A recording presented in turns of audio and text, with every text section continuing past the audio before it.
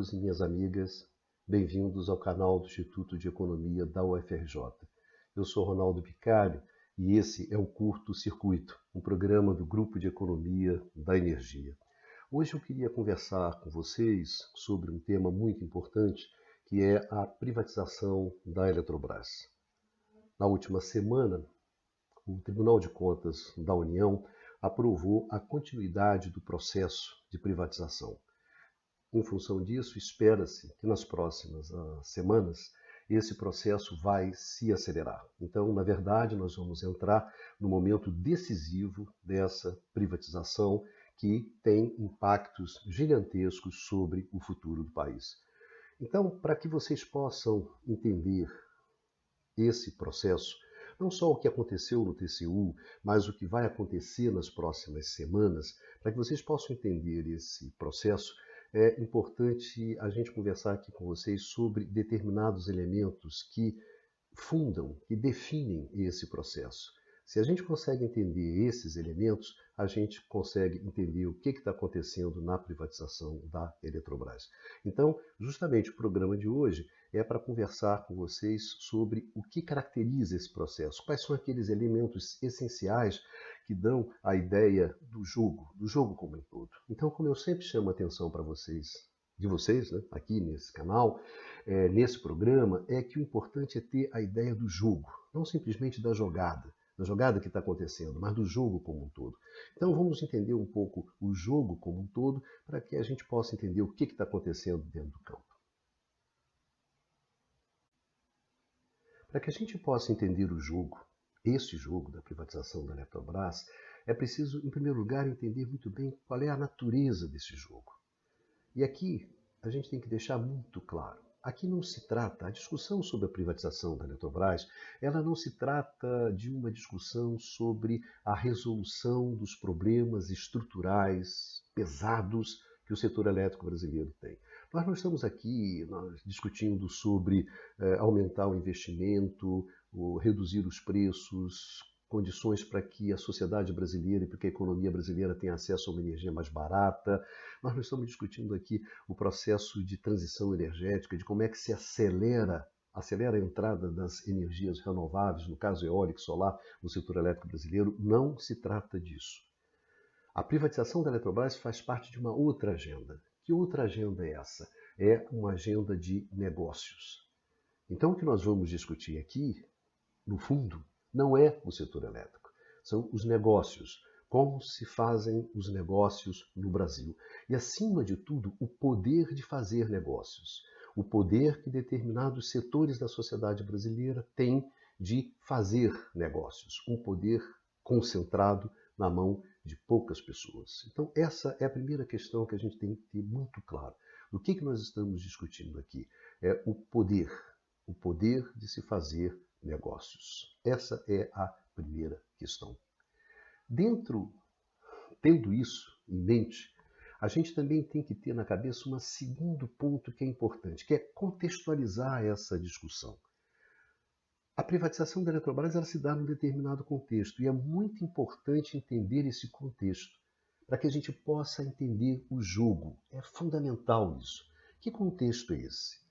Esse contexto é um contexto que o meu amigo Eduardo Costa Pinto discute muito no Diário da Crise, né? Que é a sucessão de eventos que vão configurar esse quadro que nós temos no Brasil. Mas vamos se ater naquilo que é essencial, aquilo que nos interessa nessa discussão da privatização da Eletrobras. Em primeiro lugar, a partir de 2016, a elite brasileira toma uma decisão.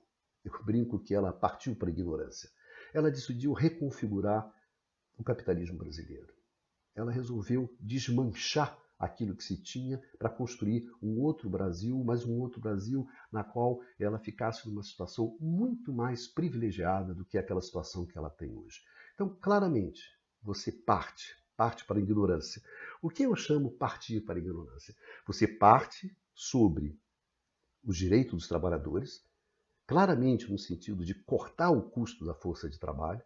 Então, parte firmemente para isso, a reforma trabalhista, parte para cima do Estado, no sentido de controlar o Estado. E uma prova desse controle, uma estratégia no sentido desse controle, é o teto de gasto. Que na essência é, se a farinha é pouca, meu pirão primeiro. Então, se eu vou fazer gasto público, eu vou fazer os gastos com os rentistas, não vou fazer com saúde, com educação, não vou fazer com isso. Vou fazer comigo, ou seja, com os rentistas, que sou eu. E, em terceiro lugar, parte-se firmemente para o quê? Para se tomar de assalto os ativos dos estados. Do Estado, né? As empresas estatais, Petrobras, Eletrobras, Correio, se parte nessa direção.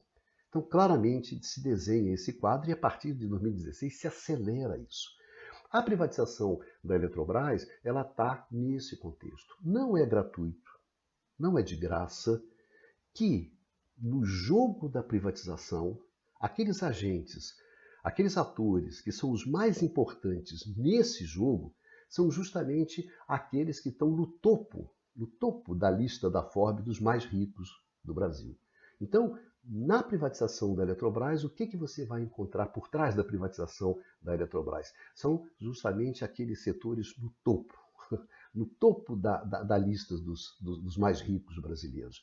Então, justamente, a Eletrobras, nesse sentido, ela é um exemplo muito bom desse movimento que a elite brasileira resolve tomar de assalto o Estado brasileiro, e ali você tem até o nome das figurinhas, que aqui não importa. A questão fundamental não é simplesmente o nome. Se não fosse essas figuras, seriam outras. O que é importante caracterizar aqui é justamente esse movimento. É esse movimento que a gente tem que ter muito claro na cabeça. Dado, então, esse contexto, a gente pode, então, entrar na discussão sobre o jogo. Entendendo o que rola em torno do jogo, a gente pode agora partir para entender o próprio jogo. Aqueles elementos que são essenciais para definir o que está acontecendo. E aí eu digo que, na verdade, são vários jabutis, seguindo aquilo que o pessoal gosta de falar hoje, né? E a gente vai ver que tem jabutis que recebem maior atenção da mídia e outros que não. Tem jabutis que o pessoal mostra, reclama, e tem outros que o pessoal fica quietinho, não fala sobre isso. Hoje a gente vai discutir aqui todos esses jabutis e vamos justamente conversar sobre por que alguns recebem mais atenção e outros não. Para começar, vamos começar com a primeira questão que eu acho que é fundamental para entender o processo de privatização da Eletrobras. O início, o começo, porque ali se define qual vai ser a natureza do jogo. Sem dúvida, o primeiro grande jabuti foi a escolha da forma de privatização. Como vai ser feita a privatização da Eletrobras? As privatizações tradicionais que nós tivemos lá nos anos 90, no governo do Fernando Henrique Cardoso e também no governo do Itamar, essas privatizações, elas eram caracterizadas por quê? Você vendia o controle da empresa. E você vendia o controle da empresa através de um leilão. Então vamos supor o seguinte, a Eletrobras custa, você avalia, resolve, a Eletrobras custa 60, 80 bilhões de reais. Então você faz um leilão e quem der desses 80, leva. De 80 para cima, né? Quem der 80, 90, leva o controle da empresa. Então eu sei por quanto a empresa foi vendida e sei também quem comprou. E foi feito um processo de leilão, de uma licitação pública, transparente ali, na medida do possível não. Mas esse era o jogo que era jogado e que foi jogado nas privatizações. No caso da Eletrobras, não foi essa a decisão. A decisão não, nós vamos fazer uma capitalização. Tem uma discussão sobre se a capitalização, na verdade, não, isso aqui não é uma privatização, isso é uma capitalização, então isso, na verdade, é para facilitar o processo. Isso é papo para boi dormir, esquece isso, isso é bobagem. Vamos nos concentrar naquilo que interessa. E o que interessa? Aqui é que está o primeiro jabuti, a capitalização. Como é que você faz a capitalização? Você faz a capitalização da seguinte maneira. Vamos imaginar que a Eletrobras hoje ela tem um número de ações, sei lá, 100 ações. 100 ações. Tá bom, a Eletrobras hoje tem 100 ações que estão no mercado, etc., que se representa a empresa, e o Estado brasileiro tem 90 dessas 100 ações. O que é a capitalização? A capitalização é o seguinte, olha só, cara, nós vamos lançar mais 100 ações Você, governo, não vai comprar essas ações. Na verdade, só o setor privado que vai comprar. Então, o setor privado vai lá, compra essas 100 ações e junto com as outras 100 você passa a ter 200 ações. Só que dessas 200 ações, o governo só tem 90 e o setor privado tem 110. Então você transferiu através da capitalização, o governo perdeu, né, o controle sobre essa empresa. Então a capitalização é isso, você lança as ações e o governo não pode participar na compra dessas ações. Então o controle é passado para o setor privado. Qual é a brincadeira aqui? Bom, em primeiro lugar, se você fizesse a privatização nos moldes das que foram privatizadas nos anos 90, qual era o problema que tinha? Era o patamar. Se uma Eletrobras custa, vamos dizer, 80 bilhões, 100 bilhões, vamos colocar grosseiramente, se ela custa 100, fazemos as contas e avaliamos, a Eletrobras vale 100 bilhões de reais. Então o cara tem que chegar e casar 100 bilhões de reais para levar a Eletrobras.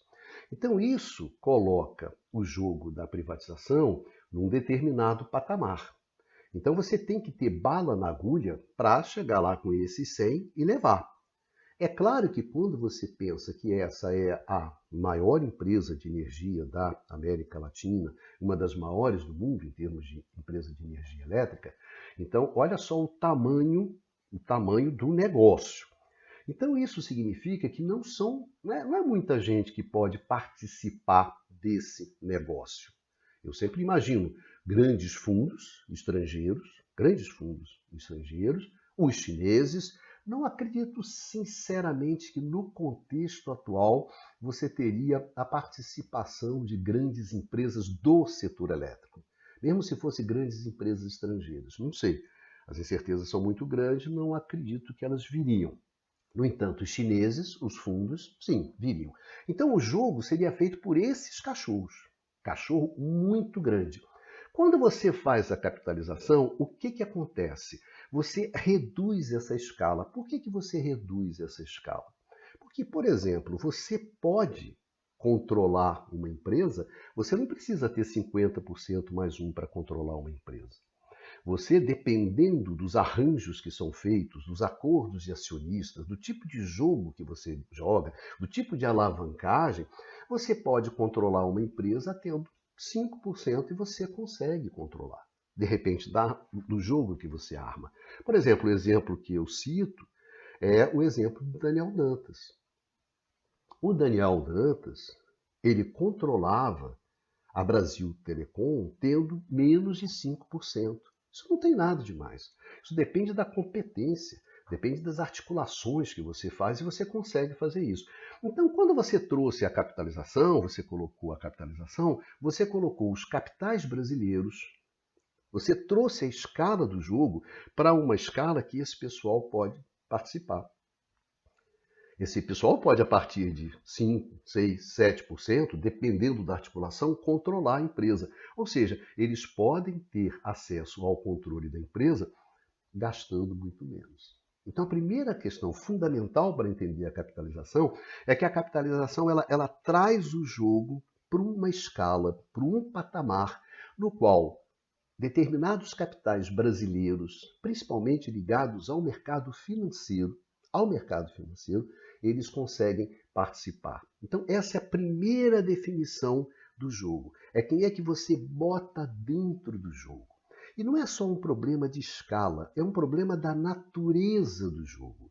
Essa natureza do jogo, que é o jogo da capitalização, é um jogo no qual esses capitais, eles trafegam com muito mais facilidades, porque essa é a praia dos caras. Estamos falando de alavancagem, nós estamos falando de acordos de acionistas, nós estamos falando sobre operações acionárias. Essa é a praia desse mercado. Essa é a praia dessa gente.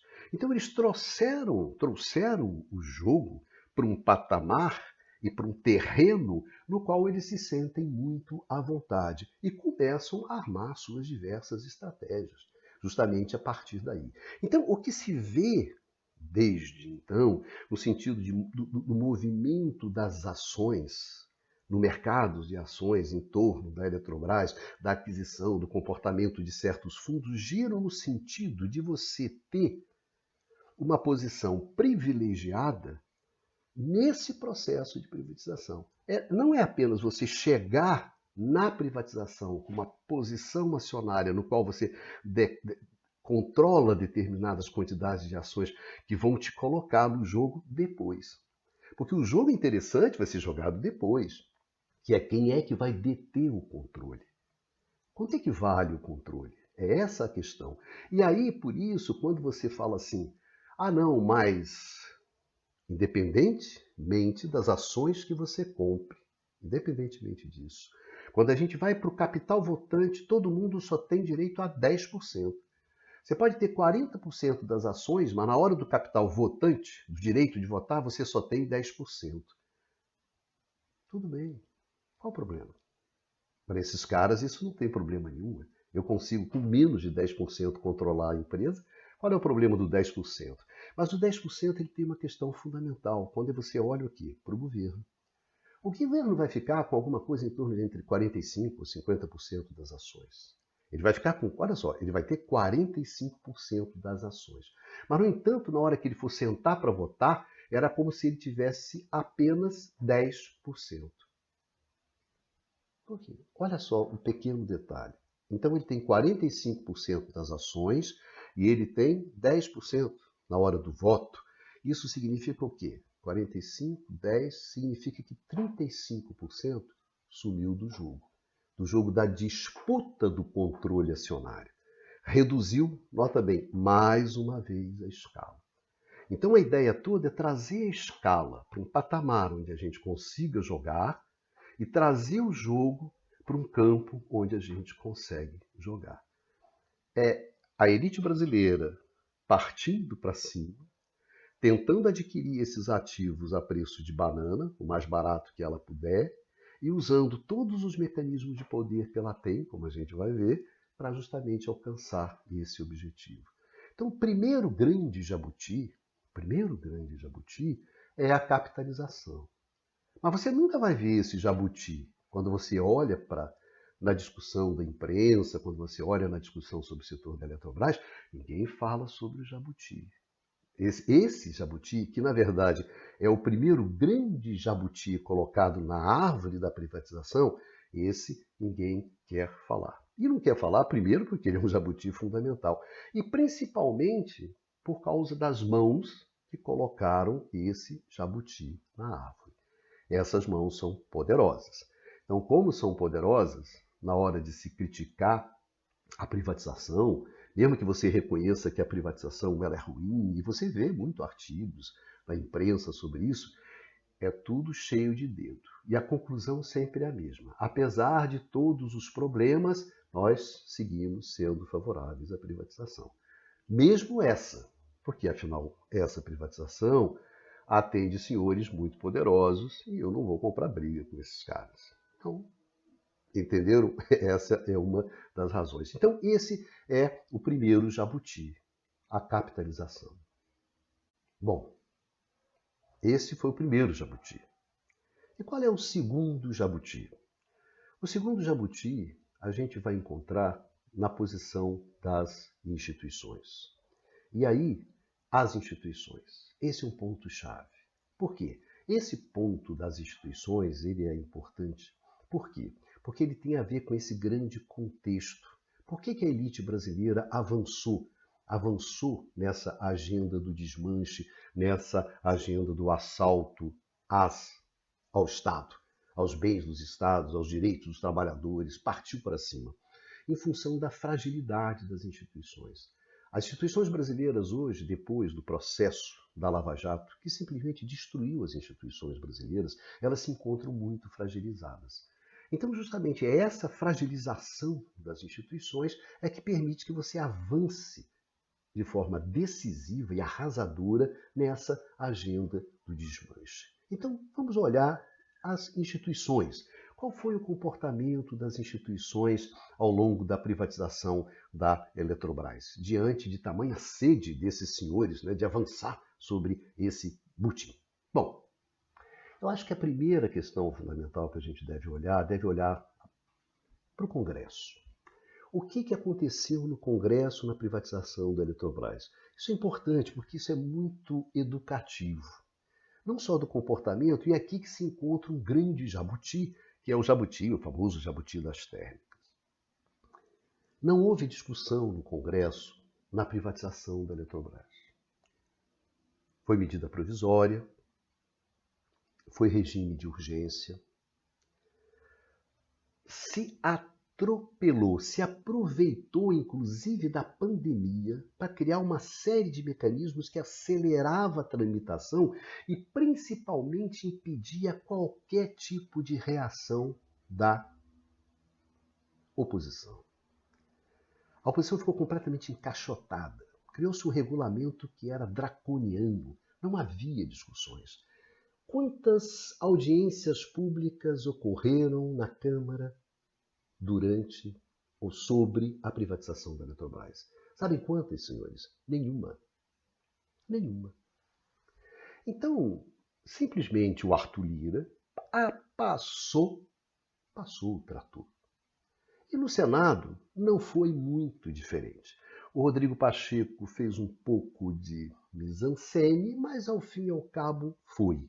Lá se foi a privatização da Eletrobras. Embora houve uma margem menor, nós perdemos lá por 3, 4 votos, poderíamos ter segurado lá a privatização, mas não foi isso que aconteceu. Se atropelou fazendo um regime de urgência. Passou. O Congresso simplesmente não discutiu.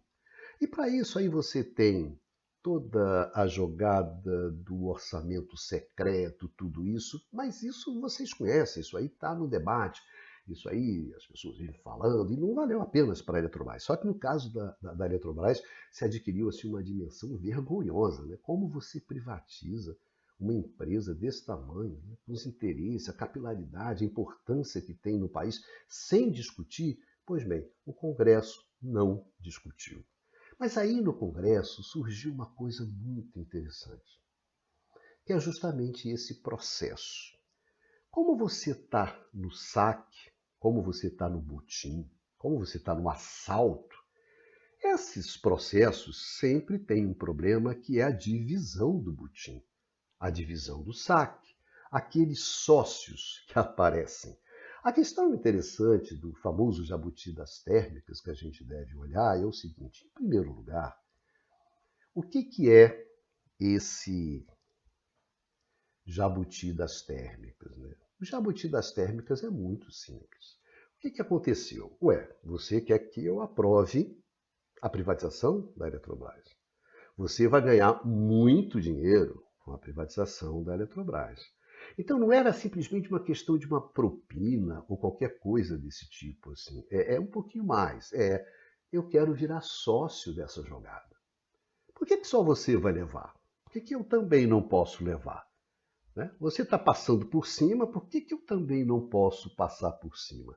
Essa que é a jogadinha das térmicas. Então, para você privatizar a Eletrobras, para que eu autorize, para que eu sancione, para que eu aprove, você vai ter que fazer o seguinte, você vai ter que me dar 8 gigawatts de térmicas. 8 gigawatts. Gente, metade, grosso modo, de Itaipu. É só isso. 1/3, mais ou menos, da capacidade térmica que a gente tem. Então, nós não estamos falando de pouca coisa. Nós não estamos falando de pouca coisa. E onde é que vão ficar essas térmicas? Essas térmicas é muito interessante porque elas vão ficar onde você não tem gás. São térmicas a gás que você vai colocar em lugares que não tem gás. Então, para que essas térmicas funcionem, é preciso então que você construa o que? Os gasodutos. Onde é que está o sócio? O sócio está na construção dos gasodutos. É quem vai construir os gasodutos para essas térmicas. Que, pelas estimativas, o pacotão todo pode ir a 200 bilhões de reais. Mas são 200 bilhões de reais, pode ficar tranquilo, que vão ser os consumidores que vão pagar. Então é uma propina que o cara que está interessado na privatização da Eletrobras, ele não paga. Ele terceirizou a propina. Quem paga a propina somos nós, os consumidores. E a coisa é tão assim, gente, que só um pequeno comentário sobre isso, é o seguinte.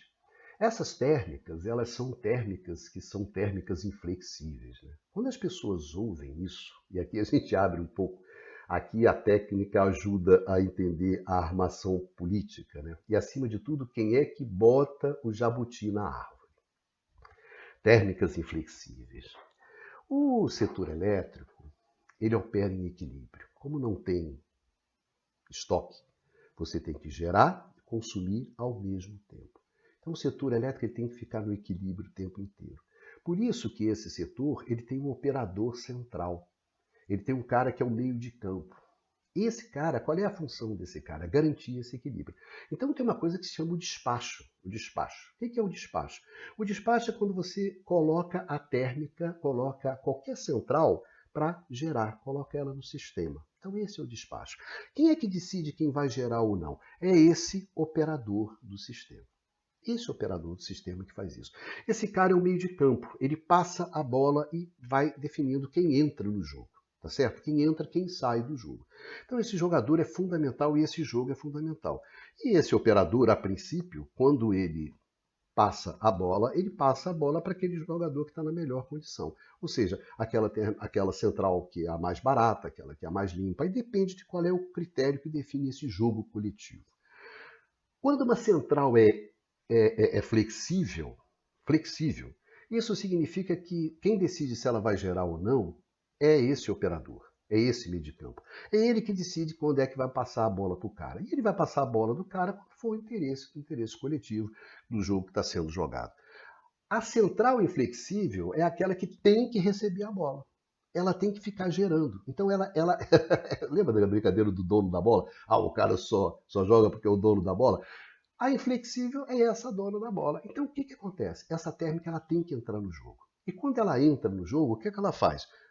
Ela pode estar simplesmente deslocando uma térmica que era muito mais barata, uma térmica, uma central, né? Muito mais uma hidráulica, uma eólica, porque o jogo coletivo perde sentido, não, e esse cara tem que jogar. Então quando o cara fala assim, olha essas térmicas todas, elas têm que ser inflexíveis, ele bota uma pimenta que é o seguinte, essas térmicas elas têm que operar o tempo inteiro. Aí qual é a jogada? Se ela opera o tempo inteiro, ela consome gás o tempo inteiro. E ela utiliza o gasoduto o tempo inteiro. Então, essa operação desse jeito, o tempo inteiro, com inflexibilidade, faz com que você viabilize o investimento no gasoduto, porque você viabiliza a ocupação do gasoduto. Então, quem colocou esse jabuti sabia exatamente por que estava colocando esse jabuti. Então, esse foi o processo que aconteceu. Esse é o jabuti que todo mundo reclama. Todo mundo reclama. Dona Miriam reclama, os jornais reclamam, façam editais, associações. Todo mundo reclama desse jabuti. Por quê? Porque esse é o jabuti do sócio, cara. Do sócio. Daquele cara que não estava previsto para entrar no jogo e que entrou. É esse o problema desse jabuti. É esse o problema que o pessoal reclama todo. Dos outros jabutis, ninguém vai reclamar. Mas desse jabuti, todo mundo bate bumbo, reclama. Mas isso é para vocês entenderem a natureza desse processo e dos interesses que estão sendo jogados ali. Né? Certas coisas eu reclamo. Ah, a capitalização, não. A manipulação, não. Ninguém... Jogadinhas que foram feitas ao longo desses anos antes da privatização. Não, nada disso se reclama. O que se reclama é desse sócio que veio para a festa, mas que, via Centrão, acabou sentando na mesa, ó, dessa parte aqui, 100 bi, que dizem que é quanto vale esses gasodutos, a construção desses gasodutos, a utilização. O cara botou, não, 100 bi é meu, você vai levar quanto? Então, eu morro nesse 100 bi.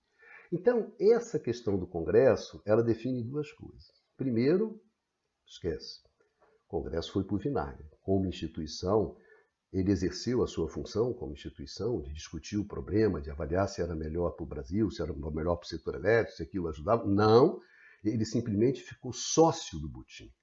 Então, virou sócio. Só que para ser sócio, o Congresso pediu, levou uma parte das ações grandes, e daí a reclamação sobre isso. Então, digamos que no Congresso a gente vai encontrar o segundo jabuti, mas um jabuti que vai mais além do jabuti das térmicas, porque é o que? É a completa omissão do Congresso em exercer o seu papel. Como instituição, ele não exerceu o seu papel.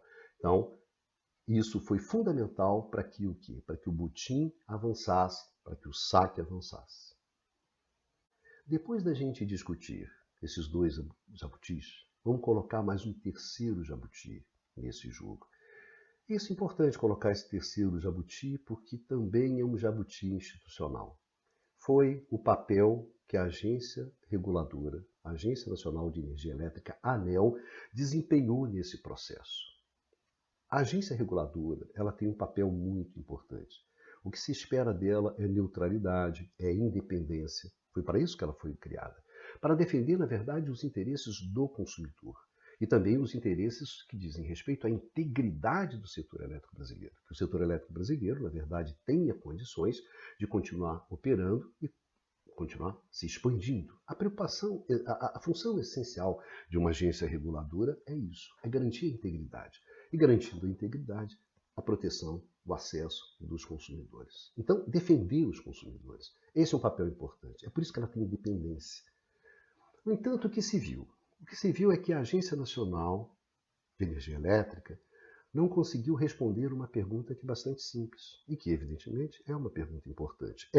Qual é o impacto sobre as tarifas da privatização da Eletrobras? O que vai acontecer com as tarifas com a privatização da Eletrobras? Essa é uma questão importante. E a agência, ela não conseguiu responder isso. Ou não quis, na verdade, responder isso. Porque não era uma questão. Nós não estamos falando aqui sobre se a Eletrobras privatizada, ela vai ser mais eficiente ou menos eficiente, se vai ter mais competição ou menos competição, mais concorrência ou menos concorrência. Nós estamos falando sobre uma coisa que, na verdade, no caso da Eletrobras, era uma questão muito simples. Tem uma parte da energia da Eletrobras que ela é comercializada no que a gente chama de regime de cota. O que é esse regime de cota? Essa energia, você, consumidor, quando você vai adquirir essa energia, você paga a operação da usina e a manutenção da usina. Você não paga a remuneração dos ativos. Você não paga a remuneração dos investimentos que foram feitos naquela usina para criar aquela usina. E por que você não paga? Você não paga porque, a partir de uma medida provisória, de uma decisão do governo Dilma, a medida provisória 579, se decidiu que essa usina, como eram usinas mais velhas, elas já tinham sido pagas. Elas já tinham sido, o que o pessoal diz, amortizadas. Então não tinha por que o consumidor continuar pagando essa remuneração do investimento. Por isso que elas operam no regime de cota e você só paga a operação e a manutenção dessas usinas. Ok?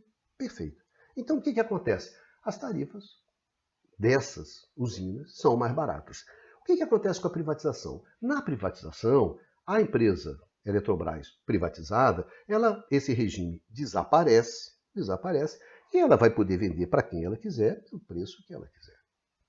Então é evidente que o preço vai ficar mais caro. Não tem como não ficar mais caro. Não tem conta no mundo que diga que ela vai ficar mais cara. Porque a Eletrobras privatizada, não vai vender essa energia abaixo de operação e manutenção. Nem igual.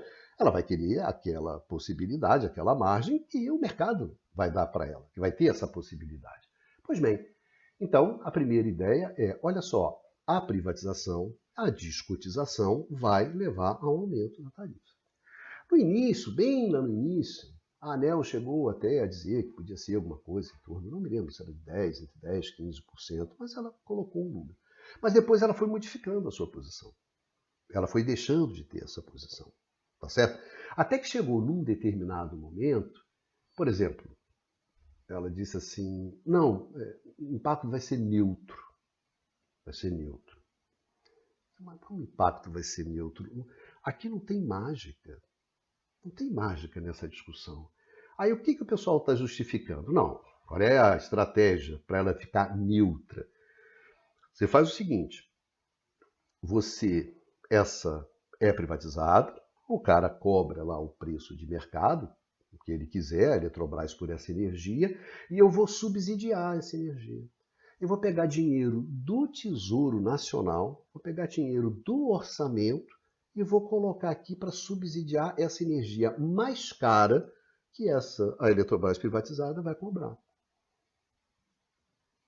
Sendo que parte desse dinheiro que eu vou usar aqui do Tesouro é um dinheiro que vem da própria privatização da Eletrobras. Aí você está pegando, na verdade, o dinheiro do contribuinte para colocar aqui junto com o dinheiro do consumidor para conseguir pagar essa tarifa que vai ficar mais cara. Aí você diz assim, com isso é neutralidade. A tarifa não vai subir. Vai subir. Só que esse custo vai cair em cima do consumidor, mas não apenas do consumidor, também do contribuinte. Quanto? Enquanto durar esse dinheiro. Se for dinheiro da privatização, enquanto usar lá o dinheiro da privatização. Então foi isso que a ANEEL falou. Então, como eu brinco, né? A tarefa, a ANEEL, ao fim e ao cabo, acabou afirmando que boi sentado é vaca. Não, boi sentado não é vaca. A tarifa vai subir, vai ter um impacto, e parte desse impacto vai ser atenuado criando um outro impacto, que é o impacto sobre as contas, é o impacto sobre o tesouro. Então, aquilo que o consumidor não pagar, quem vai pagar é o contribuinte. Mas esse é um jabuti que também, tudo bem, também desapareceu da discussão. Então, esse terceiro jabuti também não é um jabuti que o pessoal da mídia goste. O jabuti das térmicas, tudo bem. Esse jabuti da ANEEL, não.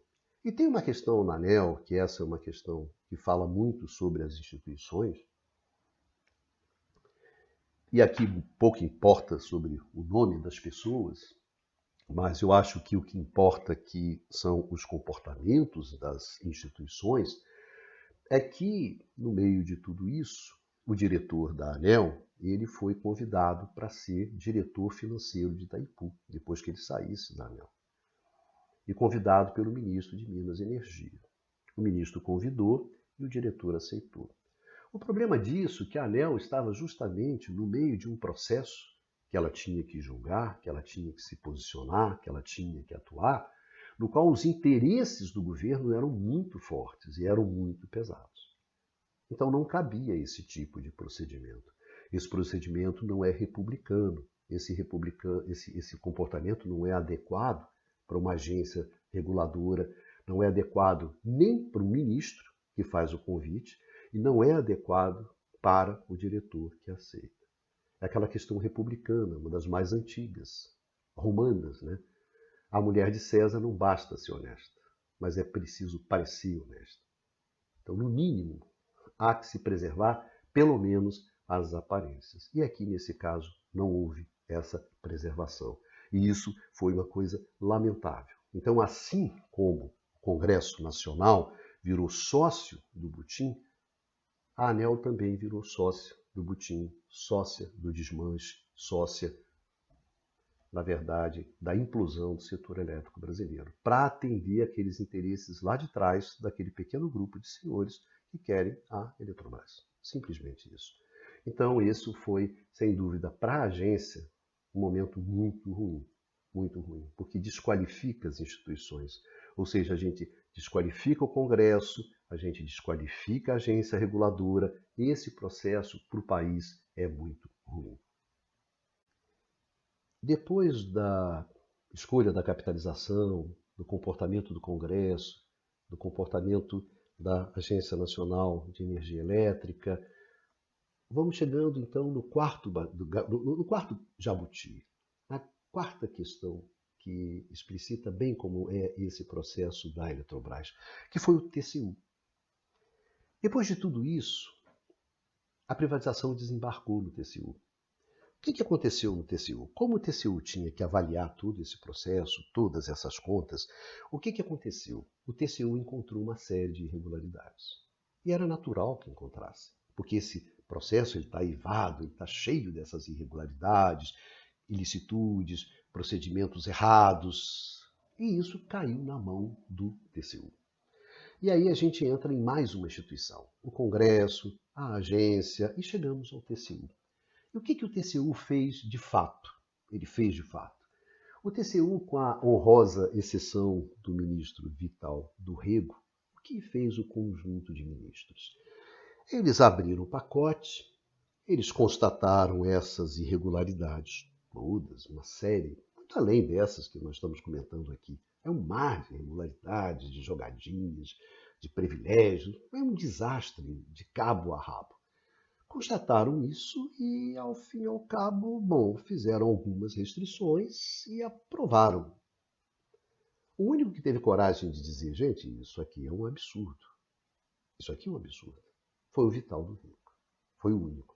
O resto mesmo, o próprio relator levantou algumas questões, mas não teve peito, né? Não teve coragem de enfrentar os interesses por trás dessa privatização, que nós dissemos lá no início, são interesses muito, muito poderosos. E eu diria sempre, eu brinco dizendo o seguinte, olha só, o comportamento do TCU é como aquela blitz que para o carro, abre o porta-malas, o carro está cheio de defuntos, de cadáveres, mal cheirosos, e simplesmente ele olha aquilo, constata, fecha o porta-malas e manda o carro seguir. Na verdade, esse é o carro da privatização da Eletrobras.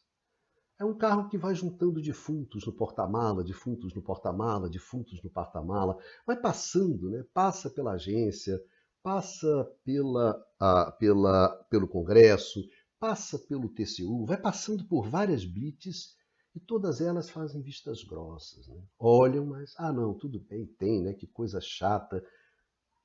E segue. E segue. No TCU não foi diferente. Embora pareceu até que poderia ser,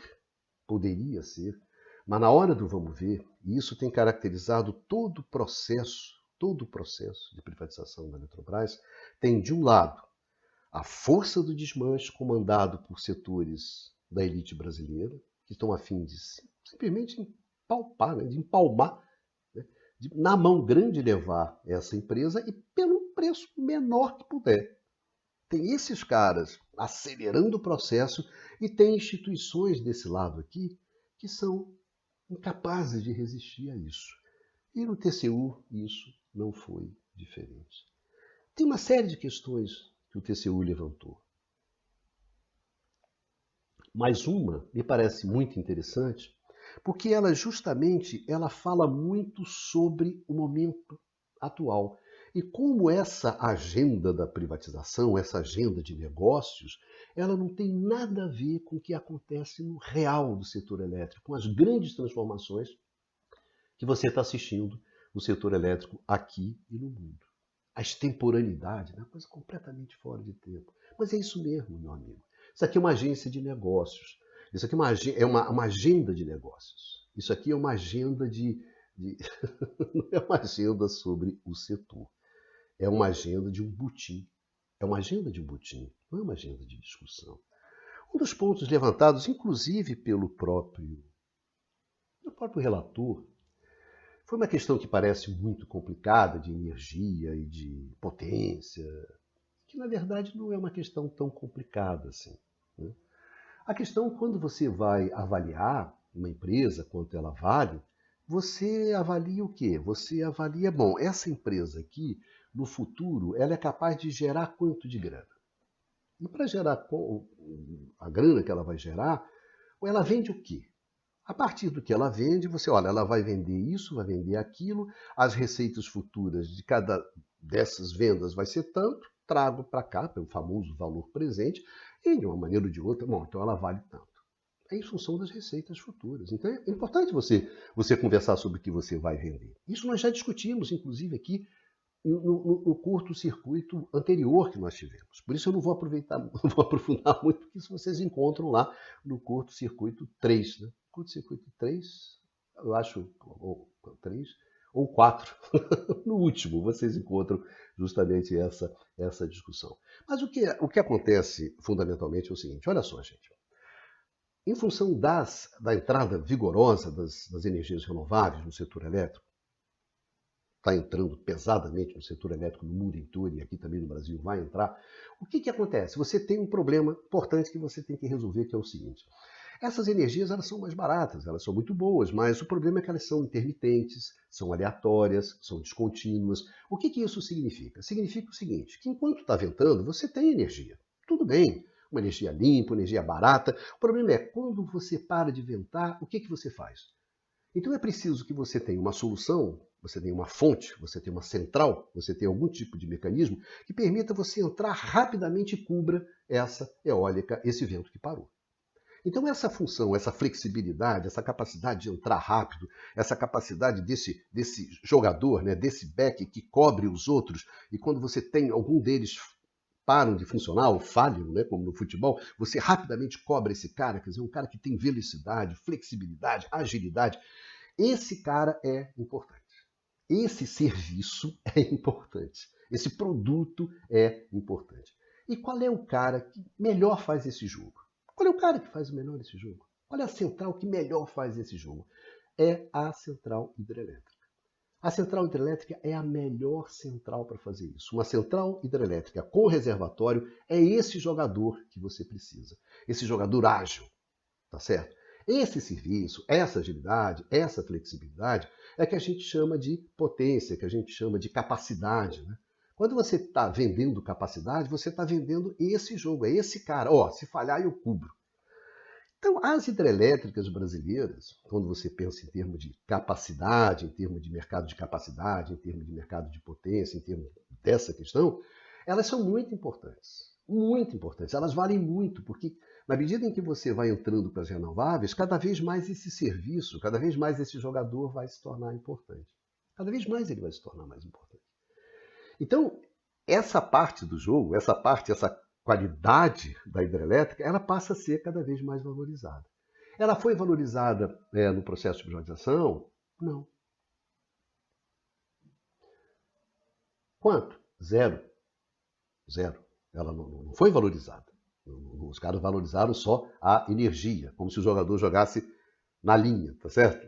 Essa cobertura não foi valorizada. E isso é um fator importante. Qual foi a alegação? A alegação é que atualmente nós não fazemos isso, atualmente nós não sabemos calcular. Várias desculpas foram dadas e aí houve um exercício de cara de pau admirável. Admirável. Tudo bem. Ficou por isso mesmo. Meu amigo, nós estamos falando sobre a receita futura. Quando a gente valoriza um ativo, a gente valoriza a partir da receita futura.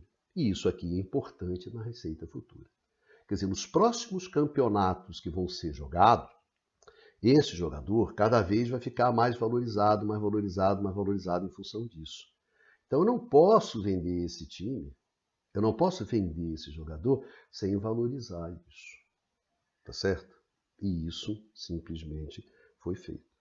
Então, essa que é um problema. O Vital do Rego, ele fez uma avaliação. Pegando o que se tinha, ele falou, olha só, isso aqui dá mais, isso aqui dobra, pode vir a dobrar o preço da empresa. Pode vir a dobrar o preço da empresa. Tá certo. Ele fez uma conta. Então, se você acha que não vai dobrar, você faz uma conta. O importante é que o governo, quando mandou a proposta, quando você definiu a valorização das ações, isso tem que estar. Isso tem que estar. Então, nota bem, esse é apenas um ponto. Um ponto. Aí o que acontece? Aí você pegou uma hidrelétrica, tá certo? Uma hidrelétrica. E como é que você precificou ela? Você precificou essa hidrelétrica como se ela fosse uma energia eólica. É isso mesmo. Isso é inacreditável? Isso mais do que inacreditável, isso é simplesmente uma picaretagem. E essa picaretagem foi feita. Você fala, olha só, gente, uma eólica parou de ventar, a eólica para. Uma hidrelétrica com reservatório, ela não tem problema porque você tem a água no reservatório.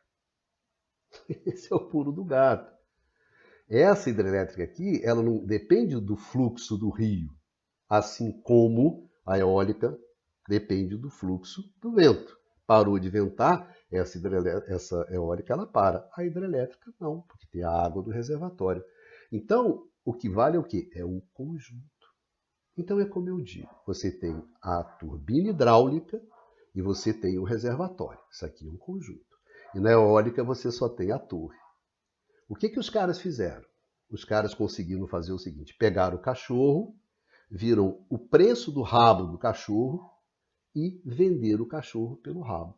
Porque eles venderam a hidrelétrica sem contabilizar o quê? O reservatório.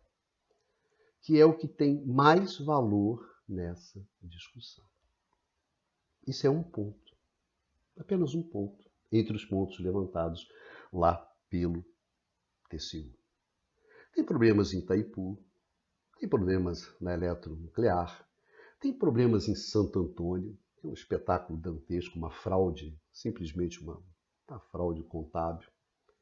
Tem vários problemas, você vai somando ao longo de todo esse processo. Então você chegou ao fim e ao cabo com um carro empilhado de cadáveres, empilhados de defuntos, no qual passou por mais uma blitz. Então, essa é a natureza desse processo e que a gente tem que ter na cabeça quando a gente olha a privatização da Eletrobras.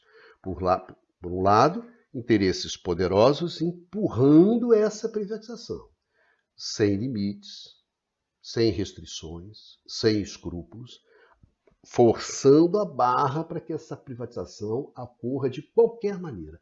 Não importa, não importa, não tem limite, não tem escrúpulos, não tem nada. Não tem, meu Deus, uma coisa inacreditável, né? Não tem custo. Os caras fazem tudo, vamos até o final. Nada vai parar esses senhores. E de um outro lado, você tem as instituições se omitindo. E mais do que se omitindo, né, elas vão virando sócias desse processo.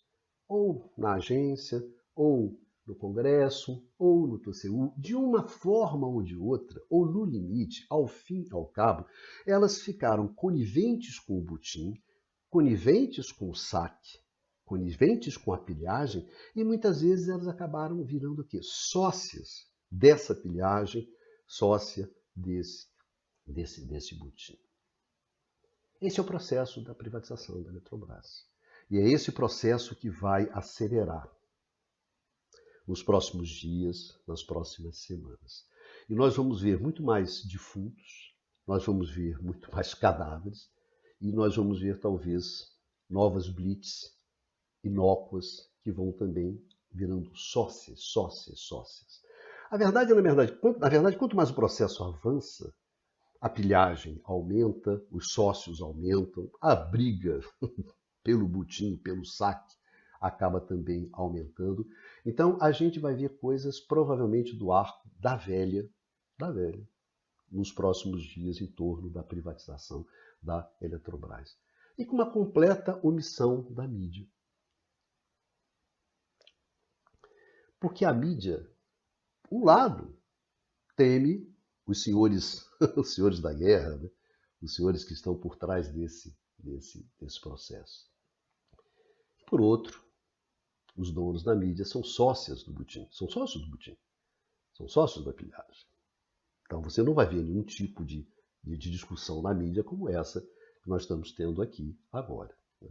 Então não é apenas um jabuti. Né? Tem o jabuti da capitalização, tem o jabuti do Congresso, tem o jabuti da ANEEL, tem o jabuti do TCU, tem o jabuti de Santo Antônio, tem o jabuti da eletronuclear, tem o jabuti de Itaipu. Enfim, o que não falta é jabuti nessa árvore. Mas nenhum desses jabutis nasceu nessa árvore. Teve várias mãos que foram colocando esses jabutis. Tá bom, meus amigos? Bom, aos que chegaram até aqui, muito obrigado pela atenção de vocês. E seguimos aqui nesse curto-circuito, tentando justamente ajudar vocês a entender o que acontece no setor elétrico, né? Então, sempre lembrando o velho Alberto Dines, né, que dizia que com o observatório da imprensa você nunca mais leria jornal da mesma maneira, né? Então eu espero que com o curto-circuito você também nunca mais veja o setor elétrico da mesma maneira que você via antes, né? Você consegue olhar esse bicho, consegue entender que bicho é esse. Esse bicho, meu amigo, para terminar, é uma combinação poderosa de tecnologia e política. Você tem que entender as duas coisas.